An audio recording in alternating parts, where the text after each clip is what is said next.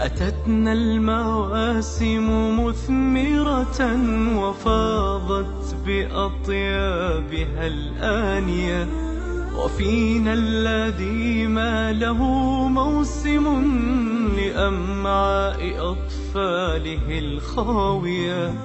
تطيب القناعة في يده ولا تنحني نفسه السامية.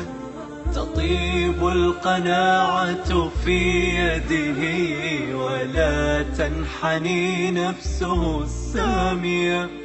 أتتنا المواسم مثمرة وفاضت بأطيابها الآنية، وفينا الذي ما له موسم لأمعاء أطفاله الخاوية.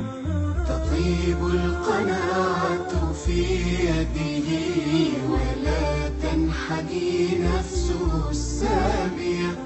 تطيب القناعة في يده ولا تنحني نفسه السامية.